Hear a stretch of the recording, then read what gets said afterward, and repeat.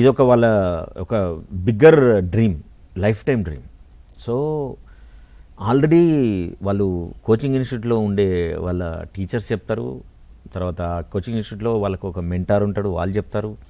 లేదు వాళ్ళు బయటకు వచ్చి కూడా కోచింగ్ తీసుకుంటూ కూడా బయట నుంచి మళ్ళీ ఒక మెంటర్ను హైర్ చేసుకొని డబ్బులు ఇచ్చి వాళ్ళు చెప్పిన పద్ధతిలో ఫాలో అయిన వాళ్ళు ఉంటారు. కాబట్టి what we can think understand is that already they have this idea how to right exam, what you exam టైంలో ఎట్లా ప్రిపేర్ చేసుకోవాలని.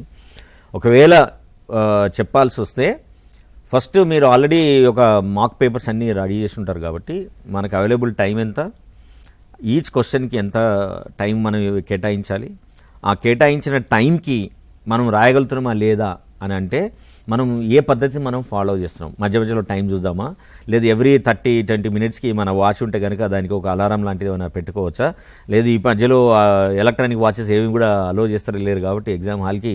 సో ఏ మెథడ్ ఫాలో అయితే మనము చూద్దామనేది ఒక ప్లాన్ చేసుకొని పోతే బెటర్ ఉంటుంది. ప్రతి హాల్లో డెఫినెట్గా ఎగ్జామ్ వాచ్ పెడుతున్నారు. సో కాబట్టి ఆ వాచ్ని బట్టి, లేదు మధ్య మధ్యలో ఎవ్రీ హాఫ్ అన్ అవర్కి ఒక గంట కొడతారు. So you need to decide 3 గంటలు ఉంటే 6 గంటలు వస్తాయి. సో ఫర్ ఎవ్రీ గంట నేను ఈ క్వశ్చన్ నేను ఇన్ని క్వశ్చన్స్ నేను తయారు చేసుకోవాలి అని ఒక పోగానే ఒక సిస్టమేటిక్ ప్లాన్ చేసుకుంటే కనుక వాళ్ళు టైంలోనే రాయడానికి ఎక్కువ అవకాశం ఉంటుంది.